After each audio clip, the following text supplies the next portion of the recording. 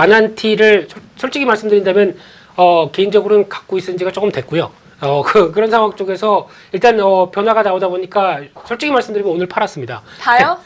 전량 다 매도했습니다. 네. 아니 근데 앞으로 더 나갈 것 같다라고 하셨으면 네. 그냥 가지고 있었으면 됐잖아요. 왜 전량 매도하셨어요? 주식은 매매 타이밍, 매매 마술이 필요한 부분들이죠. 특히 여러 가지가 다 한꺼번에 물론 이제 고점이 팔았다고 보기는 좀 힘들고요. 12,000원대 초반대 올라오다 보니까 이 정도면 됐어 라는 생각에 정리를 했는데 특히 이제 지금 가장 중요한 부분들 같은 경우는 이제 관광 산업에 대해서 이제 어떻게 바라보느냐. 특히 지금 이번에 나왔던 이슈 중에 하나가 짐 로저스가 사회이사 후보로 들어왔다는 부분들은 혹시 짐 로저스 아세요? 투자의 귀재잖아요. 귀재. 네. 세 분의 귀재가 있는 중에 한 분이라고 얘기를 하죠. 한 분이 워렌 버핏, 그리고 이분 또 한 분이 누굴까요? 혹시 우리 부장대표 선생님? 네. 깜짝이야. 네. 좋은 내용이긴 하긴 합니다만, 네. 띄워주시는 내용이긴 합니다만, 피터 린치부터 이렇게 여러 가지 대가들을 많이 얘기를 하죠. 그런 쪽에서, 한 분이라고 많이 꼽는데, 일단, 솔직히 말씀드리면 돈을 많이 벌었으니까 귀재로 꼽죠. 그만큼 잘했으니까. 거기다가, 또, 지금 나오는 부분들 쪽에서 얘기했던 흐름들이 나는 북한이 만약에 대북 제재가 풀려서 남북 경협이 되기 시작하게 되면 전제자산을 투자할 의향이 있다라고 인터뷰를 하신 분입니다.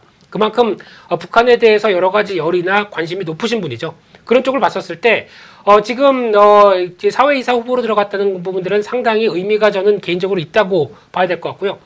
또 하나 이제 아난티 하게 되면 현대그룹 쪽에서 그래도 하나 주력적으로 보고 있는 현대레비에이터, 현대그룹 안에 있는 또 여러 회사 중에서 주력 회사인데 현대 아산이 갖고 있는 사업권 영역이 7개가 있습니다. 그 중에서 SOC 관련된 여러 가지 물류 흐름들부터 관광 쪽의 흐름들이 금강산 관광 같은 경우는 대북 제재가 풀리면 3개월 안에 바로 시행할 수 있다라고 밝혔었죠. 게다가 우리는 여기에 만족하지 않는다. 백두산 관광까지 추진하겠다라는 쪽인데 관광 쪽을 잘 보시게 되면은 이번에 이제 평양 선언문과 연결돼서 여러 가지 나왔었을 때 대북 제재와 관련된 부분들만 보게 되면 비전략 자산이라고 했습니다. 그러니까 즉 전쟁과 관련돼서 쓸 수 있는 여러 가지 물자가 들어가는 부분들이 대북 제재의 가장 큰 방점입니다. 그렇게 되면은 그 나머지 분야 쪽에서는 일단 대북 제재 가 조금 변화가 나오기 시작하게 되면 언제든지 풀려갈 수 있는 분야입니다. 그래서 만약에 이번에 이제 북미 정상회담과 관련돼서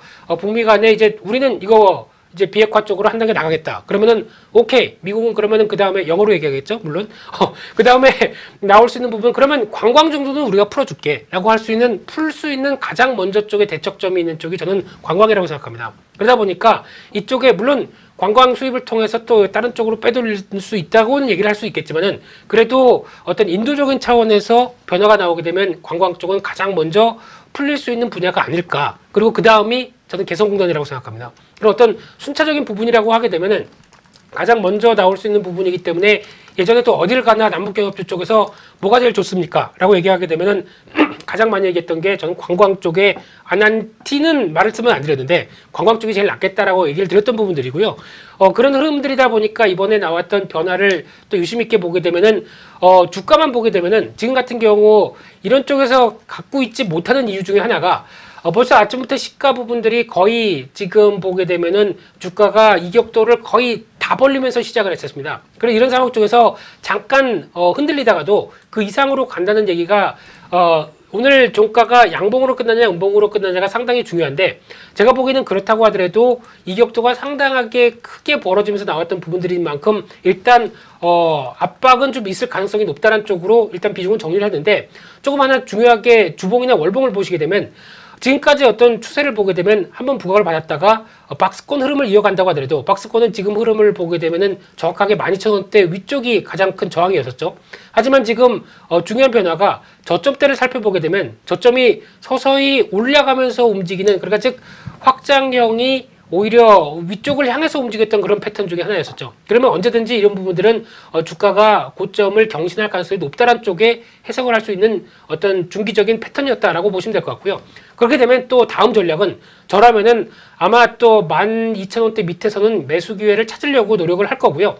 좀 빠르게 좀 11,000원대 안쪽까지 들어와서 한번 눌림목이 들어온다라고 하게 되면 또 하나의 매수 기회가 되지 않을까라는 관점 쪽에서 앞으로 저도 노리겠습니다. 그런 쪽에서 남북경협 관련된 쪽은 한번 좀 정리가 되시지 않았을까 생각되고 있는데 철도 움직인 다음에 농업주 움직이고 그 다음에 이번에 관광주 움직이고 그러면 또 다음에 뭘까요?